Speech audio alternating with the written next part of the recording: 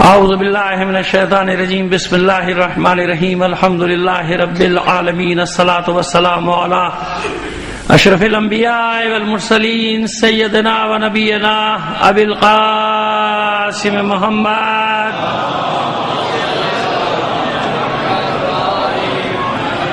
وعلیہ الطیبین الطاہرین المعصومین ولعنۃ اللہ علی اعدائہم اجمعین من الان الی قیام یوم الدین اما بعد فقد قال اللہ تعالی فی کتابہ المبین وہو اصدق القائلین وقولہ الحق بسم اللہ الرحمن الرحیم فلما حس عیسی منہم الکفر قال من انصاری الی اللہ قال الحواریون نحن انصار اللہ آمنا باللہ واشہد بأننا مسلمون. صلوات بھیجیے محمد آل محمد پر.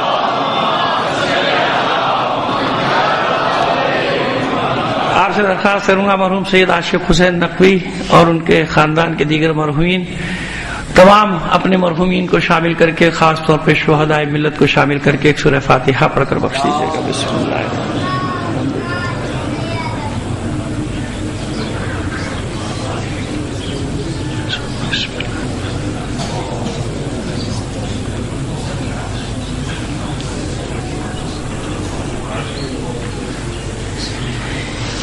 ایک صلوات عنایت فرما دیجیے محمد علی محمد.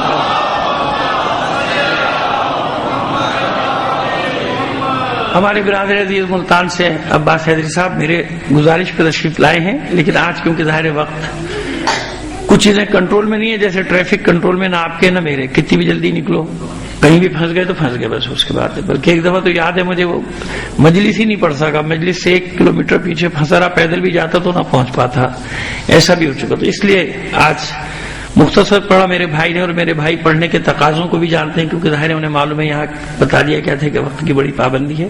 کل انشاءاللہ پہلے سے آ جائیں گے. اور مقامی پڑھنے والوں سے گزارش کر رہا ہوں کہ وہ ہمیشہ جیسے میزبان والا کردار ادا کرنا ہوتا ہے نا، تو میزبان والا کردار ادا کریں گے. پروردگار عالم آپ کی توفیقات میں اور بھی اضافہ کرے گا انشاءاللہ. میری تو دعا ہے سب کے لیے، مقامی ہو یا غیر مقامی ہو، جتنے بھی خدمت گزاران مکتب اہل تشیع ہیں، پروردگار سب کی توفیقات میں اضافہ کرے گا. جو بھی پڑھتا ہے ظاہر خلوص کے ساتھ پڑھتا ہے اور پر بارگاہ زہرا ہی سے اس کو اس کا اجر مل سکتا ہے. تو بس انشاءاللہ کل آپ بھی کوشش کیجیے گا ذرا 10 منٹ پہلے آنے کی، تاکہ وہ اچھی طریقے سے پڑھ سکیں ہمارے بھائی برادر عزیز. ایک بار پھر آپ سے درخواست کروں گا تمام مومنین کے صحت و سلامتی کے لیے بلند آواز سے ایک صلوات عنایت فرما دیجیے گا.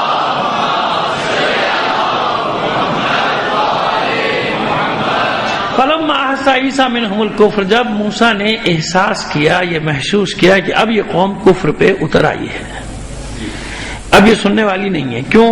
اب جھگڑا ہو گیا مفادات کا. ابھی تک تو معاملات ٹھیک چل رہے تھے. جناب عیسیٰ علیہ السلام کی تاریخ پڑھوں تو وہ ایک الگ چیز ہے نا، ایک الگ بات. وہ موضوع نہیں میرا موضوع کیا ہے؟ انصار اللہ. اس پہ مجھے بات کرنا ہے آپ سے 4 یا 5 دن، کہ اس سے پہلے بھی اس کے بعد بھی، کہ انصار اللہ سے مراد کیا ہے. قرآن مجید میں جو بار بار کہا جا رہا ہے، کئی بار یعنی ارشاد ہوا ان تنصر اللہ ینصرکم ویثبت اقدامکم، اے ایمان لانے والوں اللہ کی مدد کرو تو اللہ تمہاری بھی مدد کرے گا. اس کے علاوہ بھی ایک جگہ ارشاد ہوا وَلَيَنصُرَنَّ اللَّهُ مَن يَنصُرُهُ وَرُسُلَهُ بِالْغَیْبِ، اور وہ لوگ کہ ضرور بے ضرور اللہ ان کی مدد کرے گا جو اللہ کی مدد کریں گے اور اللہ کے رسول کی مدد کریں گے. اس آیت پہ تو ہم تفصیل سے بعد میں بات کریں گے سورہ حدید کی، کیونکہ بیچ میں سے ایک ٹکڑا یہ ہم نے لیا ہے ابھی. تو حیدرآباد میں ہم پڑھ رہے تھے تو وہاں جب ہم نے اس ٹکڑے پہ بات کی تو دوسرے دن پرچہ آ گیا تھا کہ آپ نے آیت کے بیچ میں سے اپنے مطلب کی بات نکال لی. ٹھیک ہے نا؟ لہذا اس لیے ہم نے یہ اشارہ کیا کہ آپ کے ذہن میں بھی یہ بات آ جائے، تاکہ آج یا کل جب موقع ملا تو پھر پوری آیت پڑھیں گے، اور پوری آیت کے سیاق و سباق ہے. تو پھر دوسرے دن ہم نے پوری آیت پڑھی کہ بھائی آیت کا ایک ٹکڑا نہیں بلکہ پوری آیت نہیں بلکہ پورا سورہ نہیں بلکہ پورا قرآن ہمارے مطلب کا ہے. ہم جہاں چاہیں گے، یعنی ہم نہیں، یہ مشیت الہی ہے کہ بھائی بسم اللہ سے شروع کریں گے، جہاں تک چلے جائیں گے ہمیں اپنا ہی مطلب نظر آئے گا. اب آپ بسم اللہ الرحمن الرحیم نہ پڑھیے آپ کی مرضی، کہاں بچ کے جائیں گے؟ نہ پڑھیے. بھائی نکال دی نا لوگوں نے، نماز سے نکال دیجیے، ہمیں کیا پرواہ ہے، ہمیں پھر بھی آپ پھر بھی نہیں بچے، کیونکہ الحمدللہ تو پھر بھی آپ کو کہنا پڑا کہ نہیں کہنا پڑا، اور آپ اور نیچے گر گئے، علی کی دشمنی میں آپ نیچے آ گئے، کیونکہ یہ بات طے شدہ بات ہے کہ جناب ابو طالب اپنے تمام مقامات، بلند مقامات سمیت مولا کائنات کے مرتبے پر تو نہیں ہے نا، والد ہیں، باپ ہیں، اور علی پر احترام ان کا لازم واجب اپنی جگہ، لیکن مولا کائنات تو نہیں ہے نا ابو طالب، میرا مولا ہے، اس میں تو میں عقیدے کو چھپانے کو ان سے بھی مانگوں گا تو انشاءاللہ ملے گا مجھے، وہ بات میں نہیں کر رہا، میں تو اس منصب کی بات کر رہا ہوں جو اللہ نے دیا ہے رسول کے بعد مولا عارفان کو، وہ منصب تو نہیں ہے، تو آپ جہاں سے شروع کر رہے ہو بات کو الحمدللہ وہاں کہاں بچو گے، بسم اللہ آپ نے نماز میں اڑا دیجئے، نہ پڑھیے، تو قرآن سے بھی نکال دیجئے، اگر جزو قرآن نہیں ہے یہ کہہ کے نکالا کہ یہ جزو قرآن نہیں ہے، لیکن پڑھتے جو قرآن پڑھتے ہیں بار بار، مگر نماز میں گول کر جاتے ہیں، کیوں گول کرتے ہیں؟ کیونکہ ان کو پتا ہے کہ بھائی بسم اللہ کا راز ہے کیا۔ مومنین کو بھی اتنی سی بات سمجھ دینی چاہیے کہ بابا کن جھگڑوں میں پڑے ہوئے، کن جھگڑوں میں الجھے ہوئے ہو، جب شروع کرتے ہیں تو بھائی بسم اللہ سے شروع کرتے ہیں، پھر آگے کائے کا جھگڑا ہے، کس بات کا جھگڑا ہے؟ ہمیں اپنی مرضیاں جب اللہ نے مشیت نے چھپا کے رکھ دیا تاکہ سب پڑھیں، تو پھر تمہیں عیاں کرنے کی ضرورت نہیں ہے، اللہ نے چاہا، اللہ سے زیادہ آپ حکمت جانتے ہیں معاذ اللہ کیا، تو اس نے اسی لیے بسم اللہ الرحمن الرحیم رکھا، اچھا یہ نہیں پڑھو گے بچو گے، الحمدللہ پڑھو، تو الحمدللہ کس کا کلمہ ہے؟ بھئی دو باتوں میں تو تم پڑھ چکے ہیں پہلے، کبھی کسی ایبٹ میں کہیں کہ الحمدللہ کس کا کلمہ ہے؟ اسلام آنے سے پہلے 25 سال کا سن ہے ابھی، یعنی اسلام مکمل ہونے سے پہلے، تبلیغ رسالت کے اعلان سے پہلے رسول ہیں مگر ابھی اعلان نہیں کیا، اس سے پہلے 25 سال کے سن میں نکاح ہوا ہے، 25 سال کے تھے پیغمبر، اور خطبہ پورا موجود ہے سیرت کی کتابوں میں، اور پہلا جملہ یہی ہے الحمد، حالانکہ اس وقت یاد رکھیے یہ بھی بتا دوں، لوگ کہیں گے کہ جو سب پڑھتے تھے کوئی نہیں پڑھتا تھا، بِسْمِكَ اللَّهُمَّ یہ تھا، عربوں کا قول کیا تھا، جب کوئی بات شروع کرتے تھے بِسْمِكَ اللَّهُمَّ، اسی پہ جھگڑا ہوا تھا صلح حدیبیہ میں، یہ دلیل ہے، کیونکہ حضور نے لکھا تھا، مولا نے لکھا تھا بسم اللہ الرحمن الرحیم، انہوں نے کہا یہ نہیں جانتے، پھر کیا جانتے ہو؟ کہ وہی جو ہم لوگ کہتے ہیں بِسْمِكَ اللَّهُمَّ لکھو، حضور نے کہا اچھا علی وہی لکھو، وہ بھی تو اللہ کا ہی نام ہے بِسْمِكَ اللَّهُمَّ، یہ ہوتا تھا نا، الحمدللہ نہیں کہتے تھے۔ ابو طالب ہے پہلا فرد جس نے جب خطبہ پڑھا تو کیا پڑھا؟ الحمدللہ الذی جعل من ذریۃ ابراہیم وزرع اسماعیل، اس اللہ کی حمد، تو کہاں بچ کے جاؤ گے بھائی؟ بسم اللہ کھا بھی جاؤ تو الحمدللہ تو پڑھنا پڑے گا۔ کہنے کا مطلب ہمارا یہ ہے کہ وہ ایک جملے کو ہم لے کر چلے تھے کہ جب ہم نے وہ اتنی سی بات کی وَلَيَنْصُرَنَّ اللَّهُ مَن يَنْصُرُهُ وَرُسُلَهُ بِالْغَیب، جو غیب پر ایمان رکھتے ہوئے اللہ اور اس کے رسول کی مدد کرے گا تو اللہ بھی ضرور اس کی مدد کرے گا۔ اس پر ہم نے بات کی تھی تو اعتراض آ گیا تھا، خیر ابھی اس اعتراض پہ تو بعد میں بات کریں گے، لیکن یہ آیت تو ابھی ہم نے اس حوالے سے پڑھی کہ یہاں بھی یہ چوتھی آیت ہو گئی نا، کہ اس میں بھی یہ ارشاد ہو رہا ہے سورہ حدید میں کہ جو اللہ اور اس کے رسول کی مدد کرے گا، معبود ہم تیری مدد کیسے کریں؟ ہم تو محتاج ہیں، ہم کیسے مدد کریں؟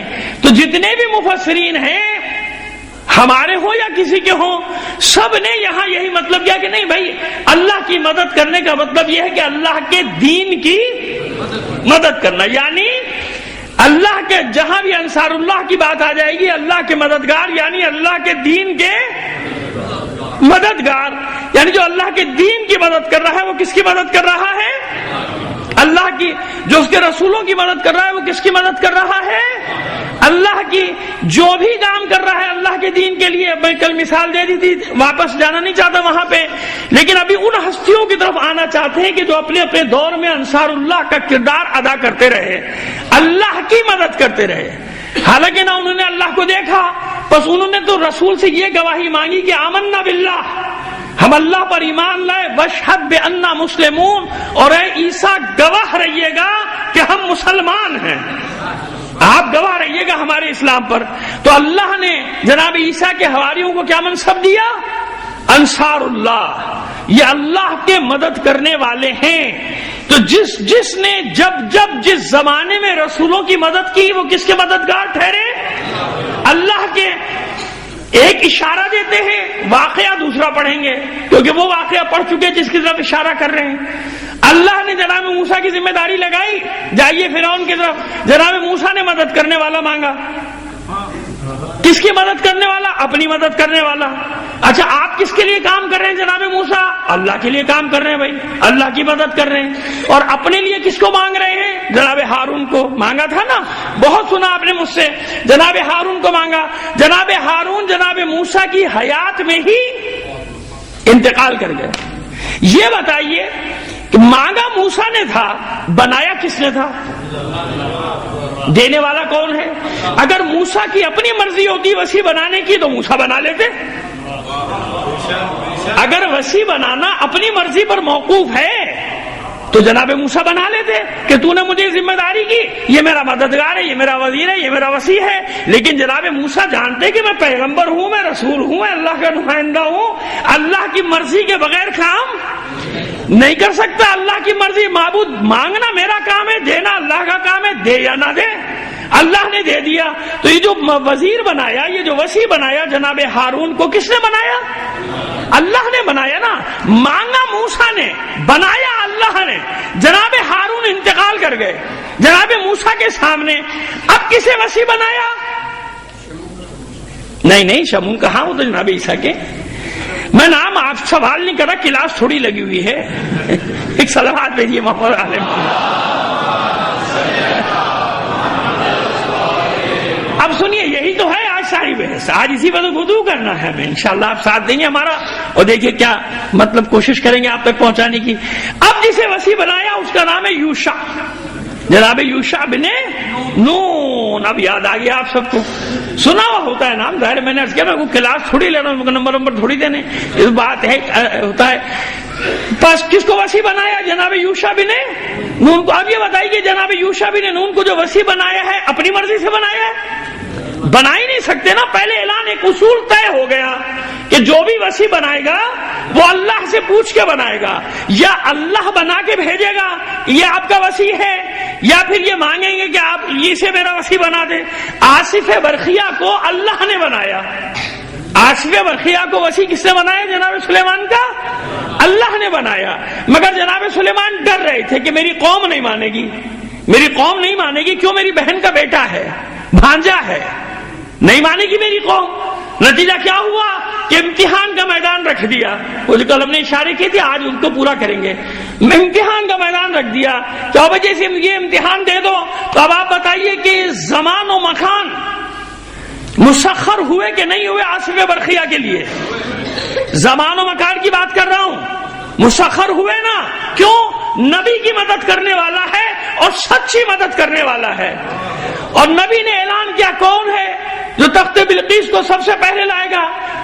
مختلف اعلان ہوئے ہوں گے۔ ایک اعلان عفریت من الجن، ایک دیو نے کر دیا کہ میں آپ کا یہ برخاست ہونے سے پہلے، دربار برخاست ہونے سے پہلے تخت لے آؤں گا۔ آصف برقیہ نے کہا آپ کے پلک جھپکنے سے پہلے یہ لیجیے آ گیا۔ اب یہ جو زمان و مکان مسخر کیا اللہ نے، مسخر ہو گیا نا، وقت بھی اور زمانہ بھی کس کے لیے مسخر ہوا؟ نہیں، وسیع کے لیے۔ اب بتائیے وسیع کا اختیار یہ ہے کہ زمان و مکان پہ بھائی کتنا وقت لگتا ہے وہاں سے یہاں تک آنے میں؟ کچھ تو وقت لگتا ہوگا اس زمانے میں، وقت بھی اور زمانہ بھی، یہ دونوں مسخر ہو گئے کس کے لیے؟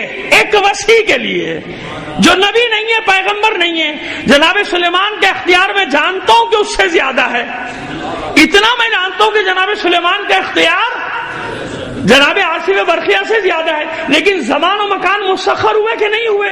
کیوں ہوئے؟ کیونکہ نصرت کر رہا ہے اللہ کے رسول کی۔ کیسے نصرت کر رہا ہے؟ دیکھیے جو مطلب آپ کو دینے جا رہا ہوں، یہ واقعات تکراری ہے جو سنتے ہیں، میں نئے کچھ زاویہ آپ کے سامنے پیش کرنا چاہ رہا ہوں۔ کیوں ایسے وسیع کی ضرورت ہے جس کا یہ اختیار ہو؟ پوری قوم کیا جیسی حکومت ہم نے سلیمان کو دی ایسی کسی کو بھی، چرند پرند درند ہوا سب پہ اختیار ہے نا، جناب سلیمان کا سب پہ اختیار۔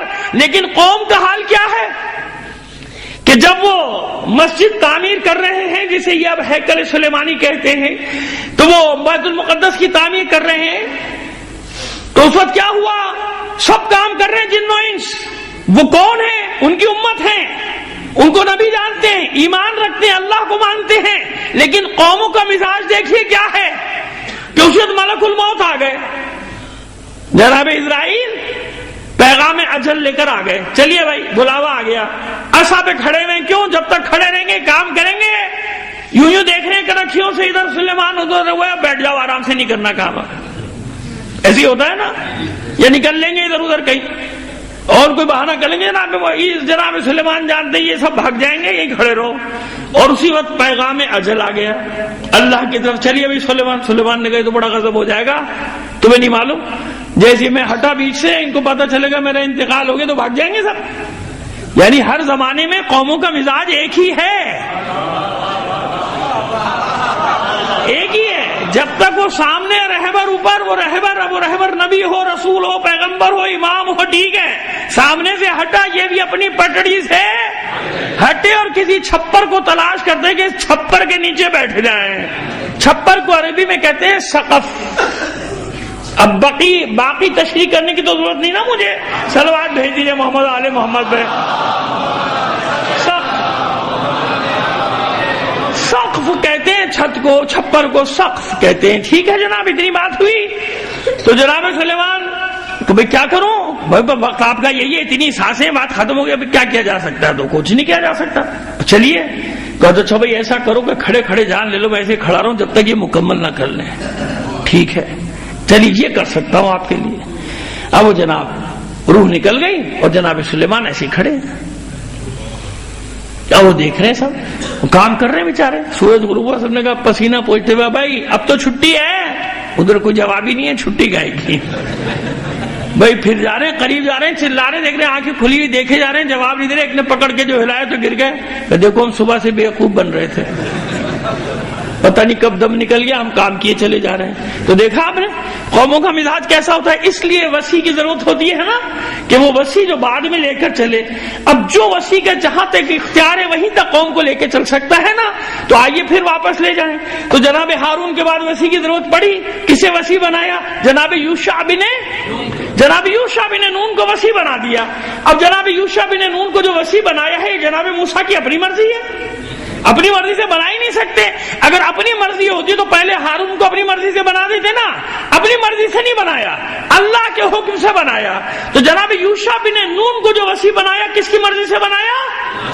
اللہ کی مرضی اور اللہ کا حکم کہ میرے بعد یہ وسیع ہے یوشع، اس کی اطاعت کرنا، یعنی اس کی اطاعت، میری اطاعت، میری اطاعت، اللہ کی اطاعت، اس سے لڑائی، مجھ سے لڑائی، مجھ سے لڑائی، اس کی مدد، میری مدد، میری مدد اللہ کی، یہ ہے انصار اللہ کا معنی، آسان سا، سادہ سا، اور 3 دن تشریح کرتے چلے جائیں گے تو اور واضح ہوتے چلے جائیں گے مفہوم آپ کے سامنے انصار اللہ کے۔ جو اس کی مدد کرے گا اس نے میری مدد کی، جس نے میری مدد کی اس نے اللہ کی مدد کی، ایسے ہی ہے نا۔ اب مجھے وہ حدیثیں پڑھنے کی ضرورت نہیں ہے جو آپ حدیث قصہ میں پڑھتے ہیں کہ پروردگار جو ان سے محبت کرتا ہے وہ مجھ سے محبت کرتا ہے، جو مجھ سے محبت کرتا ہے وہ تجھ سے محبت کرتا ہے، جس نے اس سے جنگ کی اس نے مجھ سے جنگ کی، جس نے مجھ سے جنگ کی اس نے۔ تو جب اللہ سے جنگ کر سکتا ہے، جنگ کرنے والے موجود ہیں، ان کو کیا کہا گیا اللہ کے دشمنوں کو؟ اللہ سے جنگ کرنے والے، وہ اللہ سے جنگ کرنے والے ہیں۔ تو جب اللہ سے جنگ کرنے والے موجود ہیں تو اس جنگ میں اللہ کی مدد کرنے والے ہونے چاہیے یا نہیں؟ فرعون کے لشکر سے اللہ تو نہیں لڑے گا آ کے، نمرود کے لشکر سے اللہ تو نہیں لڑے گا آ کے، جو لڑے گا اللہ اسے اپنی لڑائی قرار دے گا، یہ میری لڑائی ہے، یہ میری جنگ ہے، کیونکہ یہ میری مدد کر رہے ہیں فرعونوں کے مقابلے میں، نمرود کے مقابلے میں۔ آئیے یہ تمہید بن گئی، اب آگے بڑھتے ہیں۔ جناب یوشع بن نون پہ پڑھوں گا، آپ کے دماغ کہیں بھی چلے جائیں میں ذمہ دار نہیں ہوں، میں جناب یوشع بن نون کو پڑھ رہا ہوں۔ جناب یوشع بن نون وسیع بن گئے اور قوم نے ان کی اطاعت کی، آدھی قوم نے کی، آدھی قوم جو جلتی تھی، جلتے ہیں نا ایک دوسرے سے حسد بھی تو رکھتے ہیں کہ یہ کیوں آگے بڑھ گیا، وہ کیوں آگے بڑھ گیا، حق مجھے ہونا چاہیے تھا، نمبر میرا تھا، مل گیا ان کو، میں ان سے عمر میں بڑا تھا، میں ان سے عمر میں چھوٹا تھا، میری دولت زیادہ تھی، میرے پاس پیسے زیادہ تھے.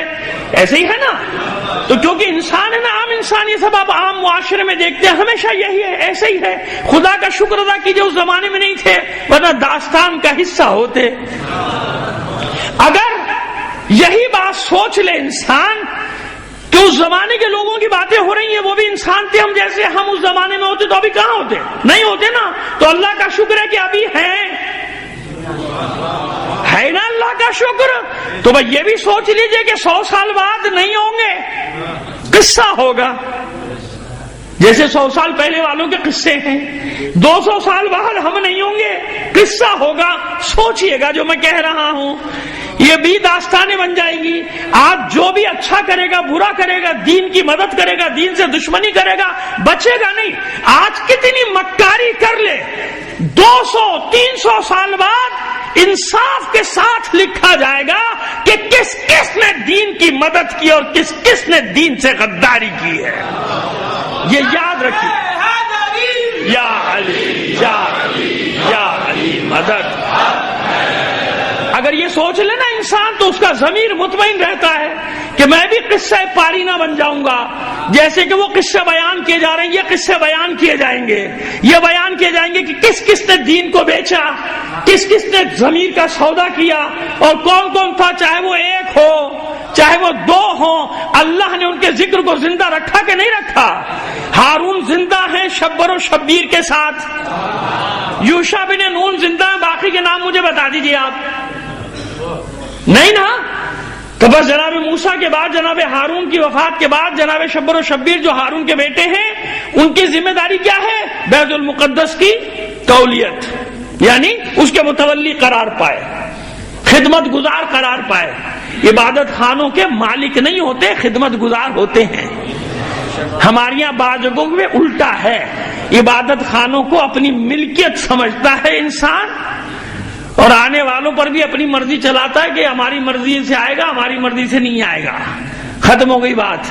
ایسے ہے نا، ملکیت نہیں ہوتے، خدمت گزار ہوتے ہیں. عبادت خانوں کی خدمت کربلا، نجف، مشہد وغیرہ میں دیکھا ہے نا، زائرین کے ساتھ کتنی محبت سے پیش آتے ہیں، ہاتھوں میں بھی وہ مور کے پر ہوتے ہیں. اور ہمارے یہاں ماشاءاللہ بعض لوگ جو میں نے دیکھا ہو ویسے سمجھتے ہیں جیسے دادا جان ان کے ورثے میں دے کر گئے عزا خانہ. نہیں جی، ان سے بڑا تو کوئی نہیں، ان کا سب کچھ ان کا ہے، تم کیسے گھسا ہے ہماری مرضی کے بغیر؟ ایسے نہیں ہوتا. عبادت خانوں کے خدمت گزار ہوتے ہیں، عبادت خانوں کے مالک نہیں ہوا کرتے. سمجھ میں آ رہی ہے بات؟ ہاں، مالک سے کفار قریش. تو قرآن نے ان کی کتنی مذمت کی، یعنی انہیں نے مالک بننے کی کوشش کی، اپنی ملکیت بنانے کی کوشش کی. ایسے کی نا جیسے میں کوشش کر رہا ہوں کہ ابھی 2-3 آدمی سوئے ہیں اور 20-30 سو جائیں. صلوات بھیجیے محمد آل محمد پر.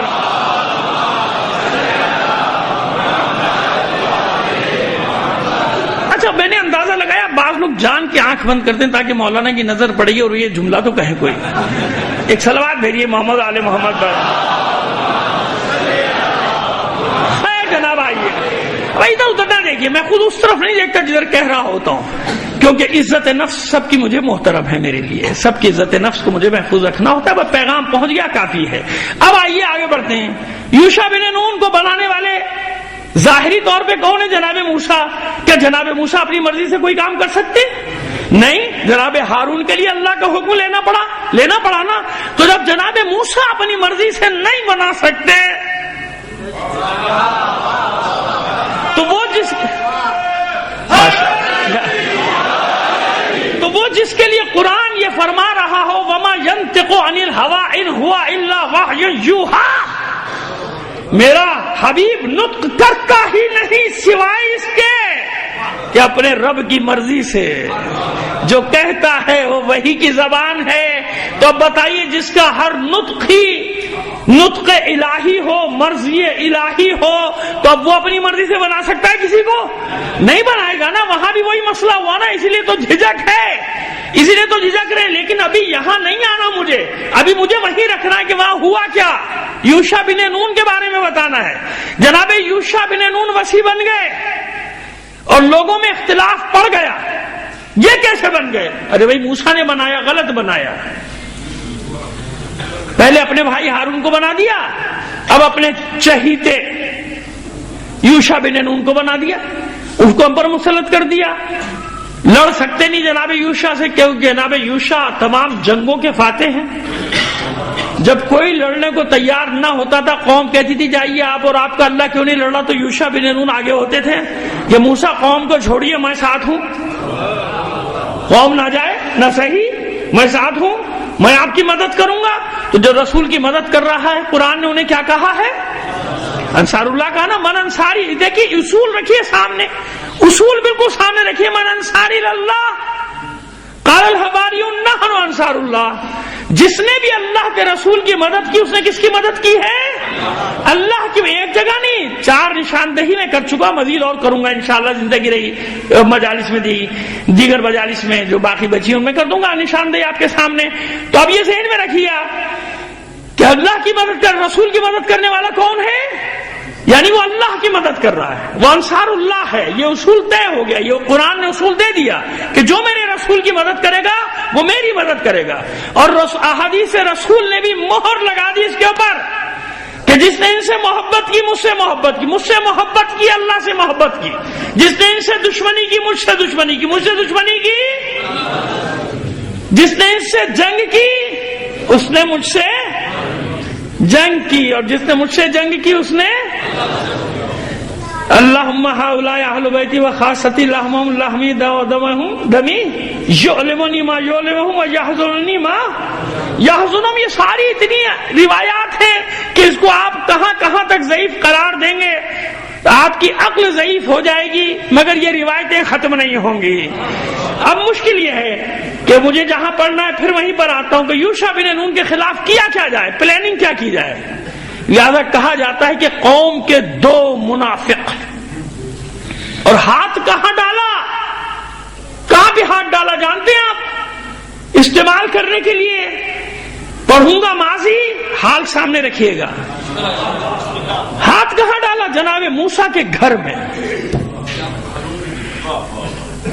جناب صفورہ زوجہ ہے جناب موسیٰ کی، نبی کی زوجہ، اور 2 منصب ہیں، نبی کی بیٹی جناب شعیب کی، جناب شعیب نبی کی بیٹی، اور جناب موسیٰ پیغمبر اولوالعزم پیغمبر کی زوجہ جناب صفورہ.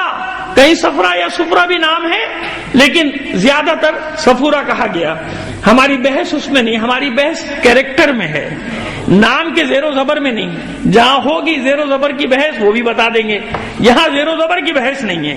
یہاں بحث یہ کہ جناب صفورہ جناب موسیٰ اولوالعزم پیغمبر کی زوجہ، ایک نبی کی زوجہ ایک نبی کی بیٹی، 2 منصب، نبی کی بیٹی اور نبی کی زوجہ. ان کو کہ بھائی ہونا تو آپ کے خاندان میں چاہیے تھا، یہ سب کچھ ہونا چاہیے تھا، یہ یوشع کہاں سے بن کے آ گئے؟ اور شاید پہلے بھی کوئی حسد وغیرہ رہی ہو دل میں کہ یوشع اتنا چہیتا کیوں ہے جناب موسیٰ کا. ہو جاتی ہے نا، ہر بات میں علی، ہر بات میں علی، ہر جگہ علی. سن کے بھی تو کان پک جاتے ہیں نا انسان کے. وہ یوشع کا ذکر ہو رہا تھا، منہ سے نکل گیا، کیا کرے. صلوات بھیجیے محمد آل محمد پہ.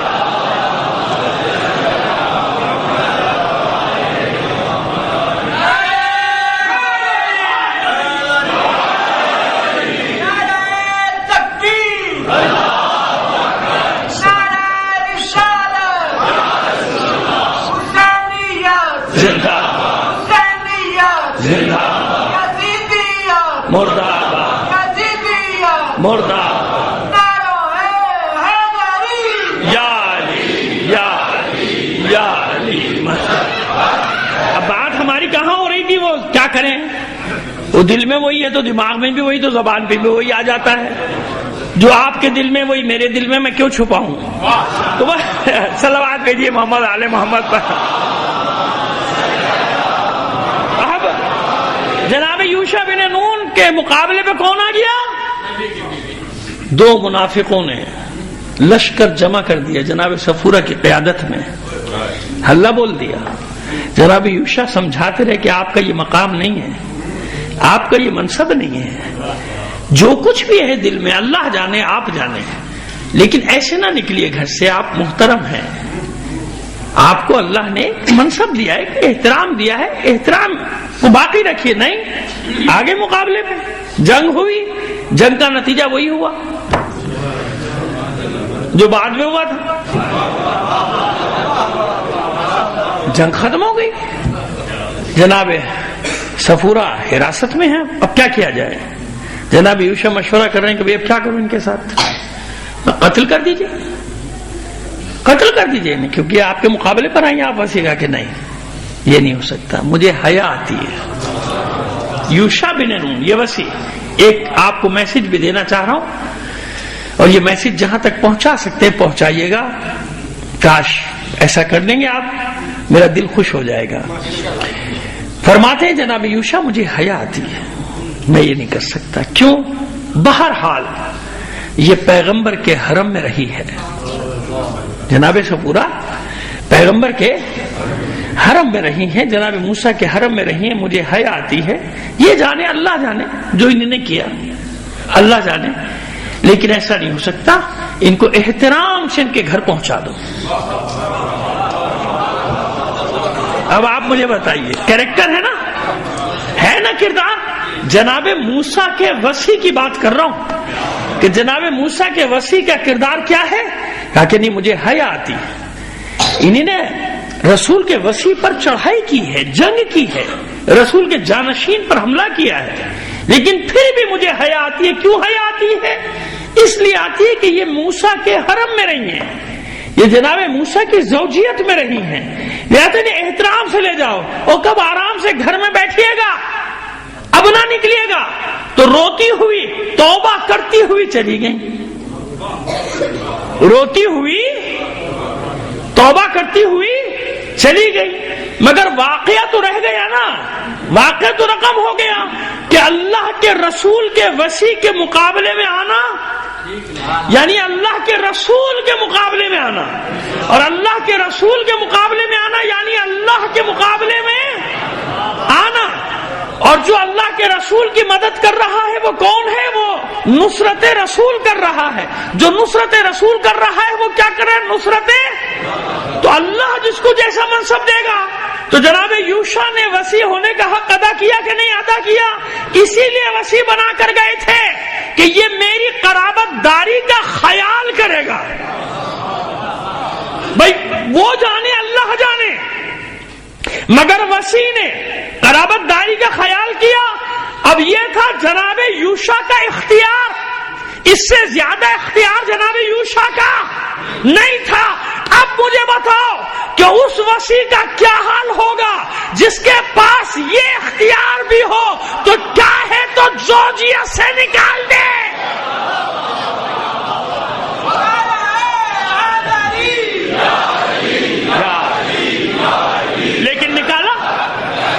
لیکن نکالا نہیں، نکالا نا.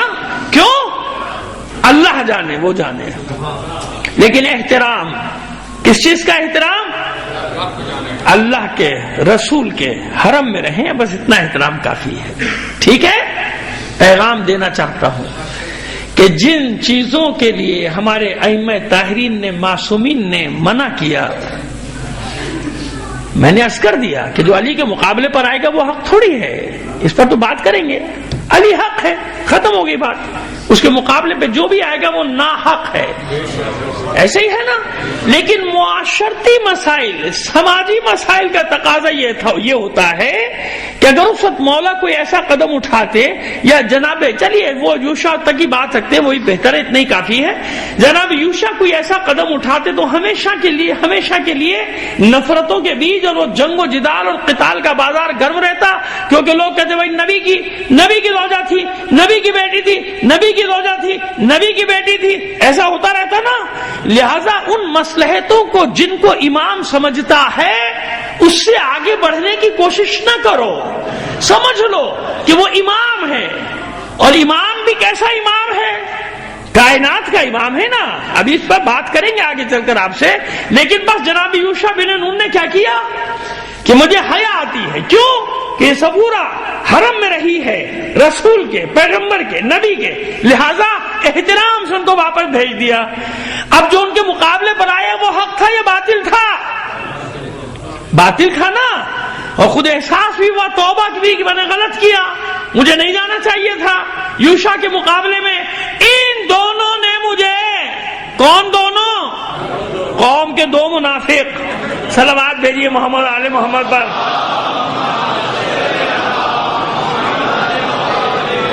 آپ پتہ نہیں کیا سمجھ رہے ہیں، میں جناب یوشع کی بات کر رہا ہوں۔ ایک بار اور صلوات عنایت فرمائیے محمد آل محمد پر۔ بس جناب عیسیٰ کے حواریوں کی مثال اس لیے قرآن دے رہا ہے۔ ایک نے غداری کی، اس کا بھی نام آ گیا، یہودا نام کے دو ہیں، یاد رکھیے گا، ایک وفادار ہے اور ایک یہودا، اس کا نام بڑا مشکل سا ہے، اسخر یوتی پتہ نہیں کیا ہے، تلفظ کیا ہے مجھے بھی نہیں پتا، کیونکہ عبرانی نام ہے لیکن ہے۔ اس نے خیانت کی تھی نا، وہی لے کر آیا تھا، لیکن وہ حواریوں سے خارج ہو گیا۔ کہیں گے نہیں صاحب، سوال کوئی کر سکتا ہے کیسے خارج کر دیا؟ جب قرآن نے سب کو حواری کہا، نحنو انصار اللہ، وہ خارج کیسے ہو گیا؟ ان حواریوں میں سے وہ کیسے خارج ہو گیا؟ بابا عمل خارج کرتا ہے نا، عمل کیا کرتا ہے؟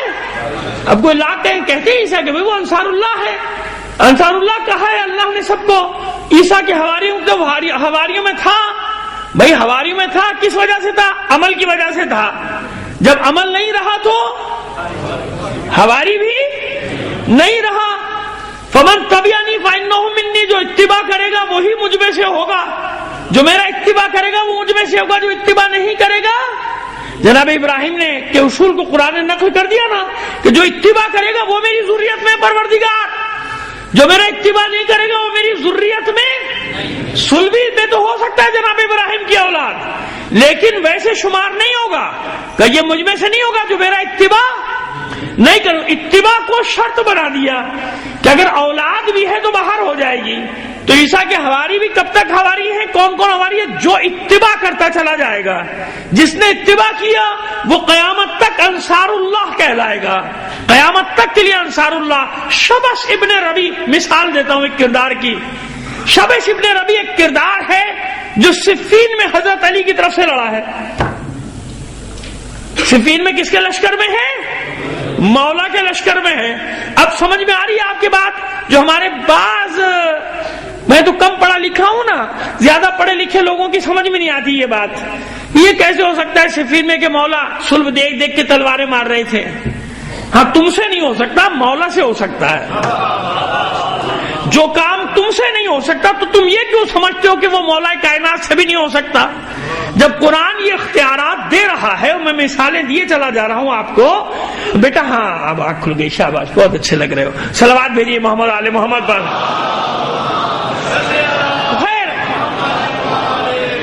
بھائی جب قرآن کی مثالیں دے رہا ہوں اور قرآن مثالیں دے رہا ہے، آپ کو بتا رہا ہے کہ کیا کیا کیا کیا اختیار، خود جناب عیسیٰ کو کتنے اختیارات دے دیے، کتنے۔ بیٹا ادھر کھسکیے، آپ ان کو جگہ دیجیے، تشریف رکھیے بیٹا، جہاں مرضی بیٹھیے، یہاں بیٹھیں گے اوپر، یہاں آ جائیے۔ اچھا اچھا، شکریہ نوازش آپ کی، صلوات بھیجیے محمد آل محمد پر۔ دعا کریں بچوں کی صحت یابی کے لیے، دعا کریں پروردگار سب کو صحت یابی۔ مجھے احساس ہوا کہ وہ پروردگار سب کے بچوں کو صحیح و سالم رکھے، سلامت رکھے، معبود سب کے آنگنوں میں ان پھولوں کو کھلتا ہوا رکھے ہمیشہ۔ ایک صلوات بھیجیے محمد علیہ محمد۔ اب وہ لیکن ہوتا پتہ ہے کیا، وہ ٹیمپو ٹوٹ جاتا ہے، جب وہ ٹیمپو ٹوٹ جاتا ہے پھر کیا ہوتا ہے، پھر شروع سے پھر آپ کو وہاں سے لے کر آؤں تو چلیے اب 1 گھنٹہ اور لے لیتا ہوں، کوئی مسئلہ نہیں ہے۔ صلوات بھیجیے محمد علیہ محمد پر۔ بس جو ہم بات کر رہے تھے، دیکھیے یہ ہوتا ہے نا کہ وہ سلسلہ کلام جو تھا وہ منقطع ہو جائے، تو کئی بار حوالہ دے چکا ہوں خطبہ شخصیہ کا کہ جب مولا کے ساتھ مولا فرما رہے ہیں کہ اب کہاں اب بیٹھ گئے، اس کا جناب عبداللہ بن عباس نے کہا شروع کیجئے خطبہ، کا آپ کہاں سے شروع کروں، ختم ہو گیا بس بات، وہ جو سمندر بہ رہا تھا، دریا بہ رہا تھا، اس میں بند باندھ دیا کہ میں تو بڑا ہی ناچیز طالب علم حقیر فقیر سا آدمی ہوں۔ ایک صلوات اور عنایت فرمائیے محمد علیہ محمد۔ چلیے پھر وہیں سے لے کر آتے ہیں۔ بس انصار اللہ جناب عیسیٰ کے حواریوں کو کہا جا رہا ہے، جو بھی اللہ کے رسول کی مدد کرے گا وہ کس کی مدد کر رہا ہے؟ اللہ کرے کرنے والا ہے، یہ میرا مددگار ہے جو میرے مدد کرے. یہی وسیع کے لیے کہ وسیع کے اختیارات کی ہم بات کر رہے تھے، اب ہمیں ذہن میں آیا کہ قرآن مجید میں اختیارات بتائے، کیسے کیسے اختیارات. خود جناب عیسیٰ کے معجزے بتائے، مردے کو زندہ کر دیا. اور یہ تو مسلمات میں سے نا، قرآن مجید کہہ رہا ہے کہ جناب عیسیٰ نے مردے کو زندہ کیا. قم باذن اللہ، کھڑا ہو جا اللہ کے حکم سے. وہ ناصرہ بستی ہے یا اور کچھ بستی کا نام بھی ہے قصص انبیاء میں، اس جگہ کا نام بھی ہے جہاں آپ نے مردے کو زندہ کر کے گفتگو کی تھی. وہ گفتگو طویل ہے، کبھی موقع ملا تو بیان کر دیں گے. وہ گفتگو بھی کی تھی. اس سے پوچھا تھا، آخری میں ایک بات پوچھی تھی کہ یہ تو کیسے بولا؟ میں نے تو سب کو آواز دی تھی. ایک قوم تھی جس پر سے گزر رہے تھے اپنے حواریوں کے ساتھ، اس پہ عذاب نازل ہوا تھا. تو جناب عیسیٰ نے کہا اس پر عذاب آیا ہے. حواریوں نے پوچھا کیسے عذاب آیا؟ کہا اس لیے کہ یہ ایک دوسرے کو دفن نہیں کر سکے، ایک ساتھ مرے. اگر عذاب نہ ہوتا تو دفن کر کے ہوتے، ایک دوسرے کو دفن کیا ہوا ہوتا. ایک ساتھ جو یہ مرے پڑے ہیں سب ان کے جانور یہ یعنی انسان، یہ سارے مرد عورتیں، ان پر عذاب آیا ہے. تو کہا پھر بات کیجیے ذرا، ان سے کو پوچھیے. تو آپ نے آواز دی، ایک بولا بس. اس نے جواب دی، وجوہات بتائی، خیر وہ طویل وجوہات عذاب کی، کیوں آیا کیوں آیا کیوں آیا کیوں آیا. کہا کہ تو بولا اور باقی کوئی نہیں بولا. کہا کہ میں ان میں رہتا تو تھا مگر ان کی برائیوں میں شریک نہیں تھا. میں ان کی برائیوں میں شریک نہیں تھا. تو پھر تم پر عذاب کیوں آیا؟ تو جواب ملا، عذاب اس لیے آیا کہ میں برائی ہوتے ہوئے دیکھتا تھا، روکتا نہیں تھا. امر بالمعروف اور نہی عن المنکر نہیں کرتا تھا، اس لیے مجھ پر بھی عذاب آ گیا. اس لیے ہم جیسے گناہگار بولتے رہتے ہیں کوئی سنے یا نہ سنے، تاکہ ریکارڈ میں تو بات رہے کہ کچھ بولنے والے تھے بھائی. کیونکہ جب عذاب آتا ہے تو ان پر بھی آتا ہے جو بہت شریف ہوں، بڑے نمازیوں، پرہیزگار ہوں، مگر مصلحتاً یا ڈر سے یا خوف سے، مستنڈوں کے خوف سے بولتے نہیں. غلط باتیں ہو رہی ہیں، غلط بیان کیا جا رہا ہے، عقیدوں کو مسخ کیا جا رہا ہے، مگر نہیں بول رہے. کیوں نہیں بول رہے؟ کہیں بے عزتی نہ ہو جائے. بنا کے رکھو سب سے، اس سے بھی اچھی رہے، اس سے بھی اچھی رہے. تو ان سب کے اوپر وہ سب عذاب میں شامل ہوتے ہیں جو اس طرح کی مصلحتوں سے کام لیتے ہیں، ان سب پر عذاب آ جاتا ہے. تو جناب عیسیٰ کے معجزہ تھا مردے کو زندہ کر دینا. بستی سے گزرتے تھے، بیمار تھے بیچارے، مبروز تھے. پورا ایک گاؤں یا قبیلہ یا قوم یا خاندان کہہ لیجئے، سب کو ہاتھ پھیرتے جاتے تھے، ان کو شفا ملتی جاتی تھی. اتنے معجزے دیکھنے کے بعد ایمان لائے، اور آدھے ایمان لائے آدھے نہیں لائے. جو لائے وہ بھی کچا ایمان لائے. ان میں بھی ایسے ایسے تھے، اچھا یہ دکھا دیجئے، اچھا وہ معجزہ دکھا دیجئے، اچھا آسمان سے کھانا ہی منگا دیجئے. آج پکانے کو دل نہیں چاہ رہا، آج کھانا پکانے کو دل نہیں چاہ رہا. عیسیٰ آسمان سے کھانا منگا دیجئے. جناب عیسیٰ نے کہا کیسے لوگ ہو تم لوگ، کھانا منگا. اتنی تم کو میں نے نشانی دکھا دی رسول ہونے کی اپنے، اب بھی تم کہتے. کہا کہ دل چاہ رہا ہے آسمان. تو مائدہ نازل ہوا نا، من و سلوہ آیا تھا بنی اسرائیل کے لیے، اور اس کی مثال دیتے تھے باقاعدہ. کیوں؟ جب ان کے لیے آ سکتا ہے تو ہمارے لیے نہیں آ سکتا؟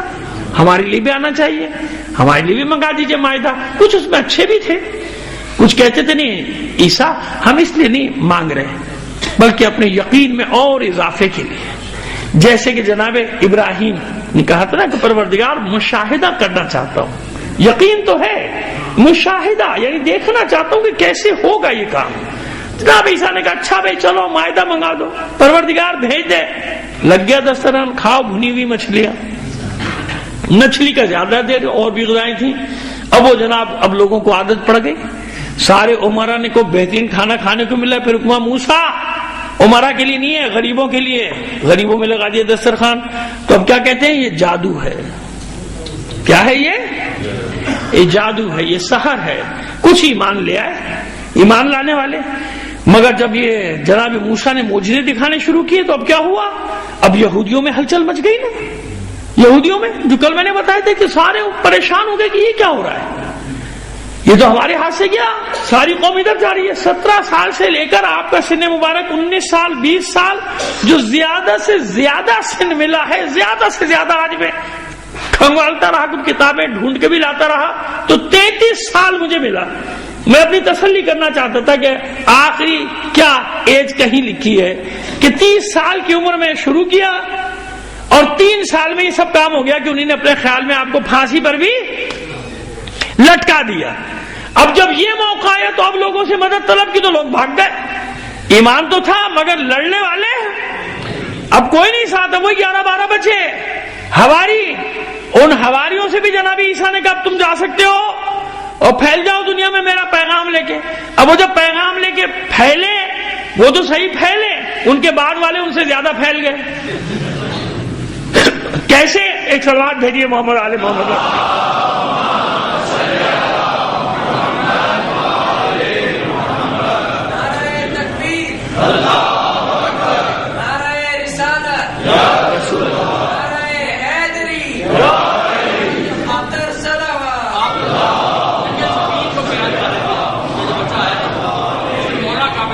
یاد دلایا انہوں نے, دیکھیے یاد دلایا جہاں سے میرا قطع کلام ہو گیا تھا, کتنے امپورٹنٹ بات میں کرنے جا رہا تھا. صلوات بھیجیے محمد آل محمد پر. شکریہ بہت آپ کو. تو میں بتا رہا تھا صفین میں کہ لوگوں کو ہمارے یہاں بھی واضح سے ہیں ماشاءاللہ بہت زیادہ, کیونکہ پڑھ لکھ گئے ہیں تو ان کی بات سمجھ میں نہیں آتی کہ مولا تلوار کیسے کیسے ماریں گے. دیکھ کے کس کے صلب میں میرا چاہنے والا ہے. جناب مالک اشتر سے ہوا تھا نا, برابر ہوئے تھے. انہوں نے کہا تھا بھائی میں نے تو اتنے مارے, آپ نے بھی اتنے مارے برابر. تو مولا نے فرمایا کہ بھائی تیرے اور میرے مارنے میں تلوار چلنے میں فرق تھا. تیرے سامنے جو آئے تو نے مار دیا کہ میں تو جو صلب دیکھ کے مارتا تھا, اس کے صلب میں کہیں کوئی میرا چاہنے والا تو نہیں ہے. ہمارے بعض لوگوں کو اس پر بھی اعتراض ہے, یہ کیسے ہو سکتا ہے؟ اچھا عیسیٰ مردے کو زندہ کر سکتے ہیں, آصف برقیہ زمان و مکان کو سمیٹ سکتے ہیں, وقت کو اپنی قید میں لا سکتے ہیں, یہ سب یہ کام کر سکتے ہیں. نہیں کر سکتا تو آخری رسول کا جانشین نہیں کر سکتا.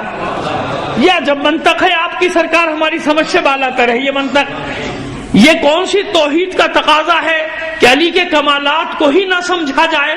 علی کے کمالات کو سمجھنے کے بعد ہی تو توحید سمجھ میں آتی ہے کہ جس اللہ نے ایسا علی بنایا ہے.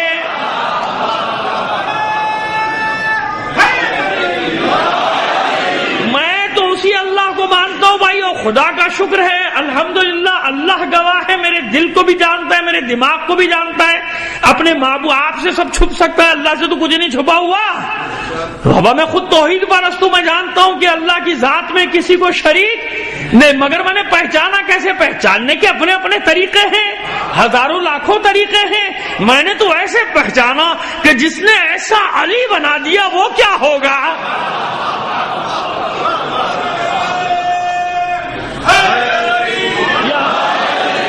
اپنا سلسلہ ہے, ہم تو اپنے اس سلسلے سے چلتے ہیں, جا کے توحید پر آرام سے پہنچ جاتے ہیں, ہمیں کوئی شبہ نہیں ہوتا. ہمیں معلوم ہو جاتا ہے ہم اہل بیت کے راستے سے ہی جاتے ہیں تو ہمیں ملتی ہے توحید, اور کہیں سے میں نہیں ملتی اور جگہ سے. تو پھر یہی توحید ملے گی کہ میرے لیے اللہ کافی. لکھوا دینا اپنی گاڑی کے پیچھے, رکشے کے پیچھے, ٹیکسی کے پیچھے, جس نے لکھوایا تھا وہ بھی بھاگ گئے. جب ٹائم پڑا, جب وقت آیا تو وہ بھی بھاگ گئے, اللہ کا گھر چھوڑ کے بھاگ گئے. فوجی دے دو.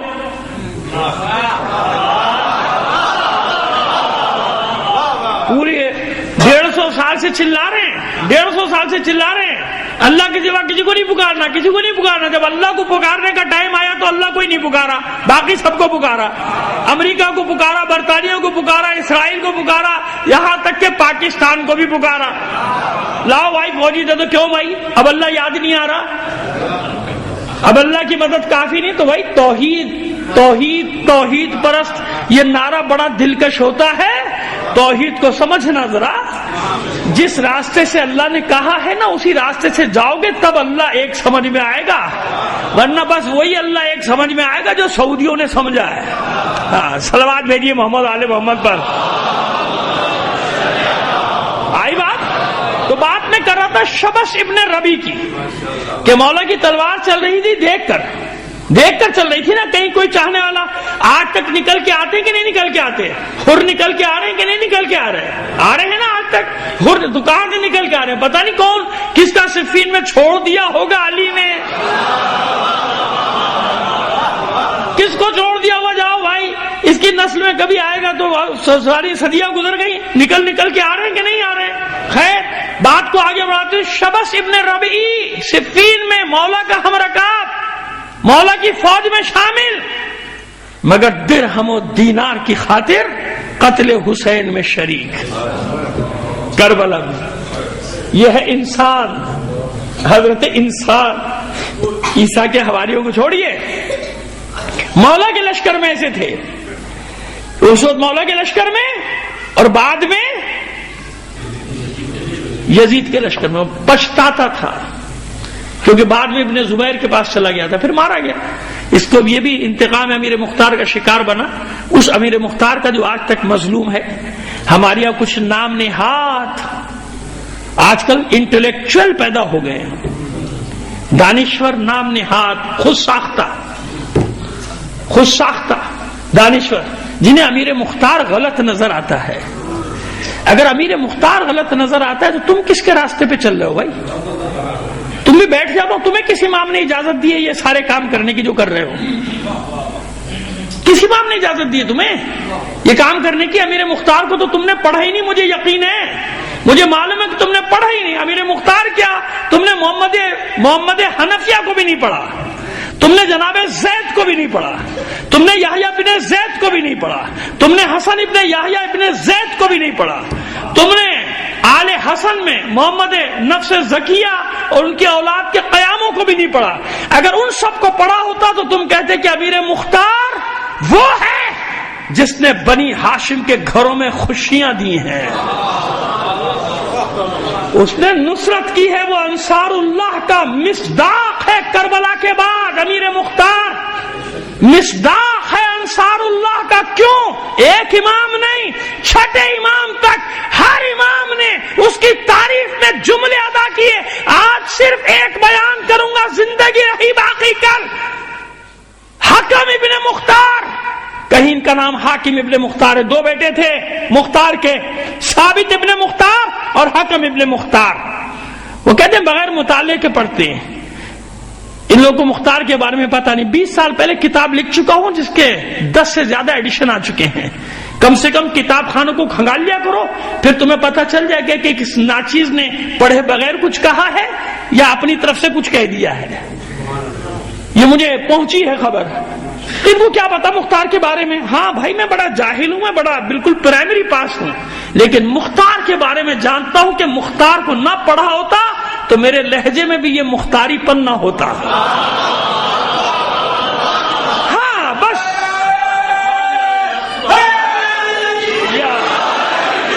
فرق صرف اتنا سا ہے کہ میں خود ساختہ دانشور نہیں ہوں اور خدا نے مجھے لابنگ سے دور رکھا. الحمدللہ کبھی یہ کوشش نہیں کی کہ چند مستنڈوں کی لابی بنا کے اپنے آپ کو خود ساختہ. کون ہے مختار؟ سنو، حکم ابن مختار بیٹا بڑھاپے میں 5ویں امام سے ملتا ہے بازار میں. حوالہ نہیں دوں گا جان کے تاکہ ذرا تپ کر وہ کسی سے سوال کریں گے ذرا مولانا سے حوالہ تو لے کر آنا، پھر ان کو یہیں جامع منتظر سے حوالے دے دوں گا، ٹھیک ہے نا؟ تاکہ انہیں دور نہ جانا پڑے، کہیں نجف نہ جانا پڑے، قم نہ جانا پڑے، شام نہ جانا پڑے، یہی پہ دے دیں گے نا حوالے. اچھا لگے گا نا؟ پھر بہت اچھا لگے گا. صلوات بھیجیے محمد آل محمد پر. تو آج سے روایت، اور مجھے یقین ہے کہ میری اتنی بات ہی کافی ہوگی، حوالہ مانگیں گے نہیں وہ، کیونکہ آپ بھی شرط رکھ دیجیے گا اگر حوالے مل گئے تو پھر تو مانو گے کہ مختار ہیرو ہے، ولن نہیں ہے. ولن تم ہو جو آج قوم میں تفرقہ ڈالنے کے لیے نئے نئے بھیس بدل کے آئے ہو. ہر طرف سے حملہ ہو رہا ہے ہماری قوم پہ. حکم ابن مختار کی ملاقات بازار میں ہوتی ہے 5ویں امام سے، حجام کی دکان پہ. حجام سے مراد وہ حجامت جو اس زمانے میں ائمہ طاہرین نے جس کو مستحب قرار دیا ہے. دکان اس نے دستبوسی کی مولا کی. مولا نے سر پہ ہاتھ رکھا. کون ہے تو؟ کہتا مولا میں مختار کا بیٹا حکم ہوں. پیشانی کو بوسا دیا، سینے سے لگایا، دعا دی. وہ رونے لگا. کہا کہ روتا کیوں ہے حکم، روتا کیوں ہے؟ کہا مولا لوگ میرے باپ کو بہت برا بلا کہتے ہیں، میں آپ کی زبان سے سننا چاہتا ہوں کہ میرا باپ کیا تھا. خدا کی قسم جب کوئی مختار کو برا کہتا ہے میرا جگر چھلنی ہو جاتا ہے. میری سمجھ میں نہیں آتا کہ میں نادانوں کو کیسے سمجھاؤں کہ مختار کیا ہے. کہ مولا جو آپ کہیں گے وہ میرے لیے حرف آخر ہے. میرے باپ کو لوگ برا بھلا کہتے ہیں. تو پوچھا معصوم نے کیا کہتے ہیں تیرے باپ کو؟ کہتے ہیں کذاب تھا, جھوٹا تھا, جاہ پرست تھا, اقتدار کے لیے قیام کیا, ڈھونگ رچایا محبت اہل بیت کا. پھر سینے سے لگایا معصوم نے, کہا حکم سن, سب غلط کہتے ہیں. تیرا باپ وہ ہے کہ جس کے بھیجے ہوئے ہدیے سے میرے باپ نے میری ماں کا مہر ادا کیا ہے. اس منبر پہ بیٹھ کے کہہ رہا ہوں جملے. معصوم کبھی غیر طاہر مال سے مہر ادا کر سکتا ہے اپنی زوجہ کا؟ کہ میری ماں کا مہر میرے بابا نے یعنی چوتھے امام نے اس ہدیے سے ادا کیا ہے جو مختار نے بھیجا تھا, اس سے مہر ادا کیا ہے میری ماں کا. اور تیرا باپ مختار ہم بنی ہاشم کے گھروں میں خوشیوں کا باعث بنا. اس نے ہاشمیوں کے شکستہ ٹوٹے پوٹے گھروں کی تعمیر کرائی. اس نے ہاشمیوں کی خوشیوں کا سامان کیا. اس کی وجہ سے میرے بابا نے ہاشمی خواتین کو سوگ بڑھانے کا حکم دیا, سوگ بڑھانے کا, خوشی منانے کا حکم دیا. اس کی وجہ سے, تیرے بابا کی وجہ سے 5 سال بعد ہمارے گھر میں شیرینی پکی, ہاشمیوں کے گھر میں. یہ ہے مختار جو نصرت کر رہا ہے, جس نے قسم کھائی ہے, جو وعدہ نبھا رہا ہے. اور ایسے ایسے بڑے بڑے نام نہاد دانشور پیدا ہو گئے ہیں. کہتے مختار ٹھیک نہیں تھا, صحیح نہیں تھا. اب یا تو شاید وہ اس لیے مختار کو ٹھیک نہیں کہتے کیونکہ میں اچھا کہہ رہا ہوں, یا تو یہ ہو سکتا ہے یہ ٹھیک کہہ رہے. تو بھائی یہ تو قیاس ہوا نا. اب میں کسی امام کا نام نہیں لینا چاہتا. وہ پوچھتا تھا فلاں کا فتویٰ کیا, یہ کہا اچھا میرا اس کے خلاف ہے, جو کہہ دیں اس کے خلاف. ایسا نہ کرو, ایسا نہ کرو, ہماری نسلوں کو خراب نہ کرو, بگاڑو مت بچوں کو. اگر یہ ہیرو نہ ہو ہماری تاریخ میں تو آج یہ اتنا بڑا قیام جو ہو رہا ہے شام میں, عراق میں, لبنان میں, یہ کیسے ہو رہا ہوتا, کیسے ہو رہا ہوتا. یہ نائب امام نے اجازت دی ہے نا ان کو, امام نے تو نہیں دی. تو اتنا تو ذرا پڑھ لو, دوسروں پہ ان پڑھ ہونے کا تانا لگانے والوں پڑھو تو صحیح کہ محمد حنفیہ نائب امام ہے. اس وقت چوتھے امام نے اختیار دیا تھا کہ اس امر میں میرا چچا محمد حنفیہ مختار ہے, کافی ہے اتنا بس. یعنی بتا دیا اس امر میں جو بھی میرا چچا محمد حنفیہ کہے گا وہی درست ہوگا. اور سب تاریخ گواہ ہیں کہ محمد حنفیہ نے اجازت دی تھی جناب مختار کو قیام کرنے کی. صلوات بھیجیے محمد آل محمد پر. تو یہ ابھی بیچ میں بہت ساری باتیں رہ گئی ہیں, لیکن یہ گھڑی جو ہے آپ کی تیز ہے, کل سے ٹھیک کرائیے, بہت تیز چل رہی ہے. ایک اور صلوات بھیجیے محمد آل محمد پر. خیر جناب, اب سمجھ میں آئی بات کہ انصار اللہ کسے کہتے ہیں؟ یہ اللہ کی مدد ہے, اماموں کی مدد کرنا, ائمہ طاہرین کی مدد کرنا, رسولوں کی مدد کرنا. اللہ انہیں کہتے ہیں انصار اللہ. اور جگہ جگہ ایک جگہ نہیں کہہ رہا یا ایھا الذین آمنوا کونوا انصار اللہ, یعنی قیامت تک ایمان لانے والوں میں ایسے ہوں گے جنہیں اللہ یہ حکم دے رہا ہے کہ اللہ کے مددگار بن جاؤ. آیت کا حکم جاری ہے, کونوا انصار اللہ, اے مومنو اللہ کے مدد کرنے والے بن جاؤ. اس کا مطلب قیامت تک یہ راستہ کھلا ہوا ہے نا. اللہ کی مدد کیسے ہوگی؟ یعنی اللہ کے دین کی مدد, اللہ کے دین کی مدد, اماموں کی مدد, اماموں کی مدد, رسول کی مدد, رسول کی مدد, اللہ کی مدد. یہ ایک سلسلہ ہے, ایک چینل ہے. اس سے ہٹنے کی کوشش کرے تباہ ہو جاؤ گے. اس سے ہٹنے کی کوشش مت کرنا. تو مختار کون؟ انصار اللہ کا مصداق اپنے زمانے میں, وہ اور اس کے ساتھی ابراہیم بن مالک اشتر جیسے ساتھی. جیسے میں نے شبس ابن ربی کی مثال دی کہ صفین میں مولا کے ساتھ تھا اور قتل حسین میں شریک تھا, اور ابن زبیر کے ساتھ چلا گیا اور پچھتاتا رہا دیوانوں, لیکن آخر میں انتقام کا نشانہ بنا. یہ بات میں کر رہا تھا جناب امیر مختار کے انتقام کا نشانہ بنا شبس ابن ربی. ایسے ہی وہ لوگ بھی تھے جو پہلے علی کے مخالف تھے, مخالف لشکر میں تھے، نام نہیں لینا چاہتا، آپ سے ہضم نہیں ہوگا، مخالف لشکر میں تھے اور کربلا میں حسین کے ساتھ شہید ہوئے۔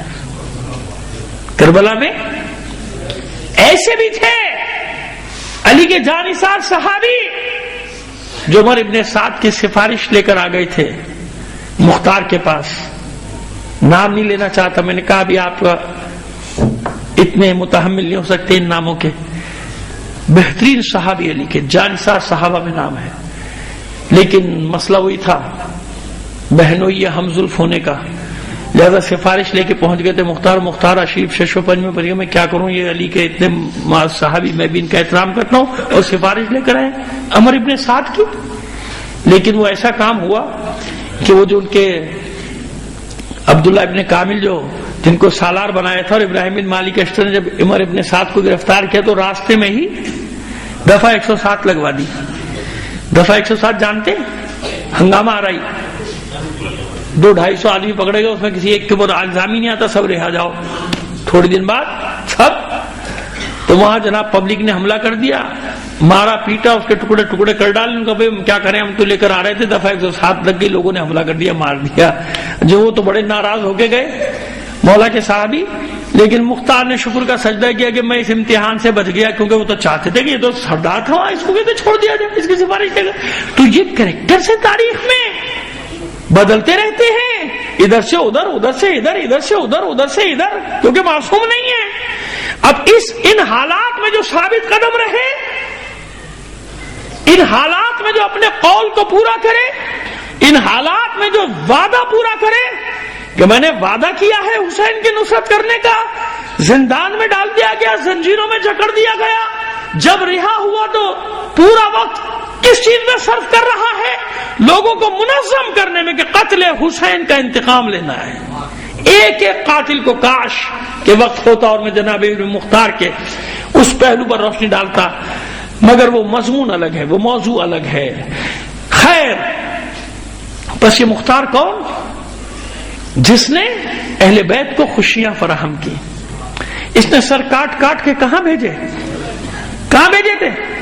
7 سے لے کے 70 سر ہیں، بڑے بڑے لائنوں کے اور ملونوں کے سر بھیجے تھے اس نے چوتھے امام کی خدمت میں۔ جب چوتھے امام نے خوشی کا اظہار، کھانے کے بعد میٹھا کھاتے تھے، اس دن صحابہ دیکھ رہے کہ میٹھا آیا، بھائی امام میٹھا نہیں کھا رہے، جب تک امام نہیں کھائیں گے ہم کیسے کھائیں گے؟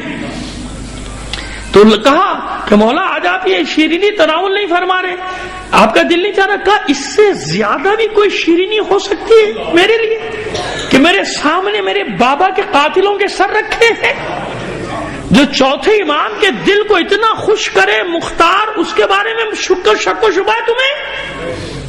اپنی عقلوں کا علاج کراؤ، ورنہ جہاں اتنے ماتم کرتے ہیں تمہاری عقل کا بھی کر لیں گے۔ ایک صلوات بھیج دیجئے محمد آل محمد کا۔ یہ ہے امیر مختار۔ بس یہیں سے مصائب کے 2 جملے، اور بات کو پھر آگے بڑھائیں گے کل جہاں چھوڑا ہے۔ بہت ساری باتیں کرنے کی ہوتی ہیں، کیا کیا جائے؟ یہاں تو مصیبت یہ ہے کہ ہر طرف سے جدھر دیکھو دین پر یلغار کر دیے لوگوں نے۔ کس کس سمت میں آدمی دیکھے، کدھر کدھر دیکھے، کس کس لباس میں دیکھے، کہاں کہاں دیکھے، کچھ سمجھ میں نہیں آ رہا۔ فتنے کا زمانہ ہے، کیسا زمانہ ہے، مگر مومنو گھبرانا مت اور ثابت قدم رہنا، ثابت قدم رہو، ڈاوا ڈول مت ہو جایا کرو کہ ادھر کی سنی ادھر چلے گئے، ادھر کی سنی ادھر چلے گئے، نہیں، ایک صراط مستقیم پہ رہو، اعتدال، معتدل عقیدہ۔ ہمارا عقیدہ کیا ہے؟ اسی لیے معتدلہ کہا جاتا ہے۔ شیعہ کا ایک نام کیا ہے؟ معتدلہ، کئی بار عرض کر چکا، معتدلہ ہے، نہ اس سرے پہ نہ اس سرے پہ۔ ہم جانتے ہیں علی سب کچھ ہے، سب کچھ ہے، مگر یاد رکھنا محمد کے بعد ہے۔ یہ ہے شیعہ عقیدہ۔ سمجھ میں آ گئی میری بات؟ جس کی سمجھ میں نہیں آئے، میں ذمہ دار نہیں۔ سب کچھ ہے علی کائنات میں مگر محمد کے بعد۔ کیوں؟ یہ دیکھو کہ علی کس پر قربان ہو رہا ہے۔ علی جس پر قربان ہو رہا ہے تو علی جانتا ہے نا کہ محمد کیا ہے، رسول کیا ہے اللہ کا، جس پر علی قربان ہو رہا ہے۔ کچھ تو ہے نا جس پر علی بھی قربان، علی کی اولاد بھی قربان۔ اتنی سی بات سمجھنے کی ہے، بس عقیدہ صحیح رہے گا۔ اللہ نے جو منصب دیے وہ اسی طرح دیے نا، اسی طرح منصب دیے ہیں۔ آئیے بس منزل پر آ گیا، مختار کا ذکر آ گیا، تو آج مسائل پہ بھی مختار کے دربار میں جن 2-3 ملونوں کو مختار نے انجام تک پہنچایا، ان میں سے 1-2 کا ذکر کرتا ہوں، اور پھر انشاءاللہ دیکھیں گے کہ کل کیا ہوتا ہے۔ مسائل پہلے سے میں طے کر کے نہیں آتا ان مجالس میں، بس جس طرف ذہن چلا جائے۔ اب مختار کا ذکر ہوا تو 2 ملونوں کا ذکر سن لیجیے آپ۔ ایک کا نام ہے سنان ابن انس، اور ایک ملون کا نام ہے اسید ابن عبداللہ۔ اسید ابن عبداللہ، ان 2 کا بتاتا ہوں آپ کو، بس وہی کافی ہوگا آپ کے مصاب ہونے کے لیے۔ یہ سنان ابن انس ملون کے 3 ظلم، ویسے تو نہ معلوم کتنے ہیں، مگر اس کے 3 ظلم جو ہیں وہ ایسے تھے کہ مختار ہل گیا تھا سن کے، بار بار گر جاتا تھا اپنے تخت سے۔ وہ 3 ظلم جانتے ہیں کیا تھے سنان ابن؟ اچھا، جو اس نے خود بیان کیے ابن زیاد کے دربار میں، اس نے خود بیان کیے تھے۔ کیوں؟ انعام کے لیے، مجھے انعام ملا۔ جب جناب سید الشہداء ذوالجناح سے نیچے گرے تھے تشریف لائے، تیروں پر معلق تھے، آپ کا جسم تھا تیروں پر معلق تھا، ابھی شمر آگے نہیں بڑھا سر قلم کرنے کے لیے۔ سب سے پہلے جو فرد آگے بڑھا تھا وہ یہ ملون تھا سنان ابن انس۔ لوٹا جاتا تھا نا مال کہ تلوار چھین لی جائے، سپر چھین لی جائے، اس ملون نے جناب سید الشہداء کی زرہ کو اتارنے کے لیے تبر ایک ہتھیار ہوتا ہے، سمجھتے ہیں آپ؟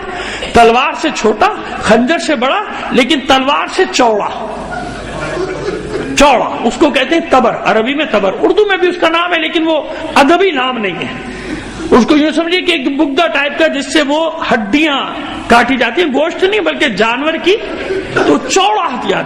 اس ملون نے اس تبر سے حسین کے سینے پہ وار کیے فرزند زہرا۔ اس ذرا کو چیرنے کے لیے اس نے اتنے زخم لگا دیے حسین کے جسم، غصے میں بکواس کرتا جاتا تھا اور اس ذرا پہ وار کرتا جاتا تھا۔ یہ پہلا ظلم تھا اس کا جو اس نے فرزند زہرا پر اس وقت کیا جب فرزند زہرا ذوالجناح سے نیچے تشریف لائے۔ اور یہ زرہ اتارنے کے بعد یہ ملون کا دوسرا ظلم یہ ہے کہ اس نے دیکھا کہ خیمے لوٹے جا رہے ہیں، آگ لگائی جا رہی، تو دوڑا خیموں کی طرف کہ ایسا نہ ہو سب مال لٹ جائے میں رہ جاؤں، مگر لوٹے جا چکے تھے خیمے۔ جس خیمے میں داخل ہوتا تھا کچھ نہیں نظر آتا تھا۔ جب ایک خیمے میں گھسا تو دیکھا ایک بستر پہ بیمار لیٹا ہوا ہے۔ عزادارو، بس میں کیا عرض کروں، میں عرض کر رہا ہوں کہ اللہ جانتا ہے کہ میں بہت احتیاط سے پڑھنے کی کوشش کرتا ہوں، سخت الفاظ تو میں خود ہی نہیں برداشت کر سکتا، میں آپ کو کیا سناؤں گا، آسان کر کے الفاظ آپ کو سنا رہا ہوں کہ اس ملون نے دیکھا کہ کچھ نہیں ہے، مگر یہ مسند یعنی جس بستر پہ یہ بیمار لیٹا، اس ملون نے آگے بڑھ کر اس بے دردی سے مسند کو کھینچا ہے کہ بیمار نے کئی کروٹیں لی۔ اس بدبخت نے اتنے ظلم سے بیمار کے نیچے سے بستر کھینچا کہ بیمار امام نے کئی کروٹیں لی اور اس کو بد دعا بھی دی۔ تیسرا ظلم جانتے ہیں ان دونوں سے آگے بڑھ کر کیا، اس ان دونوں مظالم سے سر قلم کس نے کیا تھا؟ شمر نے۔ نیزے پہ بلند بھی اسے نہیں کیا، لیکن کوفے میں جب لایا گیا تو وہ نیزہ سنان کے ہاتھ میں دیا گیا، اسی ملون کے ہاتھ میں، سنان ابن انس۔ تو یہ ملون اس نیزے کو ہاتھ میں لے کے تماشا گری کرتا تھا۔ تماشا گری یعنی اب میں کیسے آپ کو سمجھاؤں کہ یہ ملعون رقص کرتا تھا اس نیزے کو لے کے، کبھی ادھر جاتا تھا مجمع میں، کبھی ادھر جاتا تھا، کبھی ادھر جاتا تھا، گھماتا رہتا تھا نیزے کو، اور اس کے بعد کبھی سید سجاد کے سامنے وہ نیزہ لاتا تھا، کبھی بیویاں جو ناقبر ہیں ان کے سامنے لے جاتا تھا۔ سر حسین کو جو پڑا ہے وہی بیان کر رہا ہوں، اس سے ہٹ کے بیان نہیں کر رہا، بلکہ کم کر کے بیان کر رہا ہوں، کیونکہ میں اسے سخت نہیں پڑھ سکتا۔ یہ ہے سنا، اس کے ساتھ مختار نے جو کیا سو کیا۔ اب سنیے وہ ظلم جو عبداللہ ابن اسید نے کیا تھا، اسید ابن عبداللہ نے کیا تھا۔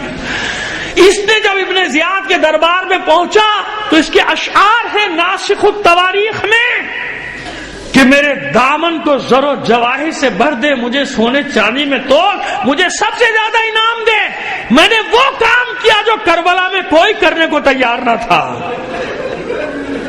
ابن زیاد نے پوچھا ملعون وہ کون سا کام تھا جو تو نے کیا؟ کہا جب سب اپنے اپنے لاشیں اپنا اپنا حق جتا کے لے گئے، صرف حسین کا لاشا باقی بچا تھا، صرف حسین کا لاشا باقی بچا تھا۔ پسر سعد نے حکم دیا کہ لاشے کو پامال کیا جائے، کوئی آگے نہیں بڑھتا تھا، حالانکہ سب ملعون ہیں۔ سر قلم کیا ہے حسین کا، کسی نے بازو کاٹے ہیں عباس کے، کسی نے علی اکبر کو برچھی لگائی ہے، کسی نے علی اصغر کے گلے میں تیر مارا ہے، مگر ابھی بھی اتنی ہمت نہیں کہ فرزند رسول کے لاشے پر گھوڑے دوڑا دیے جائیں۔ کوئی آگے نہیں بڑھتا تھا، وہ انعام بڑھاتا گیا، عمر سعد انعام بڑھاتا گیا، میں آگے بڑھا اپنے 2 ساتھیوں کے ساتھ، اور غالباً ان میں سے ایک کا نام نوفل ہے، ایک کا نام حارث ہے، اگر میں بھول نہیں رہا نام۔ تو میں آگے بڑھا، میں نے کہا میں لاشا پامال کروں گا۔ میں نے اور میرے ساتھیوں نے گھوڑوں کی نال بندی کی اور حسین کی لاش پر گھوڑا دوڑایا۔ ایک بار گھوڑے نہیں دوڑائے، اتنی بار گھوڑے دوڑائے کہ یہ اس کے شعر کے لفظ ہیں کہ حسین کے جسم کو ایسے پامال کیا تھا ہم نے جیسے چکی کے 2 پاتوں کے درمیان میں گندم کو پیسا جاتا ہے۔ کیوں پڑھا میں نے یہ جملہ؟ اس لیے پڑھا کہ زیارت ناحیہ میں بھی امام زمانہ سے منسوب یہی جملہ ہے، میرا سلام ہو اس لاشے پر جو گھوڑوں کی ٹاپوں تلے اس طرح پامال کیا گیا تھا، اس کے جوڑ بند الگ ہو گئے تھے اور وہ زمین کے ساتھ خاک کے ساتھ یکساں ہو گیا تھا۔ الا لعنت اللہ علی القوم الظالمین وسيعلم الذين ظلموا أي منقلب ينقلبون۔ بار الہ آنسوؤں کے اس نذرانے کو قبول فرما لے، ان رونے والے آنکھوں کو سوائے غم حسین کے کوئی غم نہ دے۔ معبود مومنین میں اتحاد، اتفاق، الفت، محبت پیدا کر۔ میرے عزیز دوست بلکہ میرے بھائی حسین جعفر زیدی صاحب، آپ دیکھ رہے ہیں کہ 2 روز سے تشریف نہیں لا رہے، ان کی والدہ کی حالت نازک ہے، ہسپتال میں داخل ہے۔ آپ سے خصوصی التماس کر رہا ہوں دعا کریں بحق محمد آل محمد، وہ میرے لیے بھی ماں کا درجہ رکھتی ہیں، دعا کریں ان سمیت جہاں بھی کسی کا کوئی مریض ہے، پروردگار بحق بیمار کربلا ان سب کو شفائے کاملہ و عاجلہ عطا فرما، تعجیل فرما ظہور امام زمانہ میں ماتم حسین۔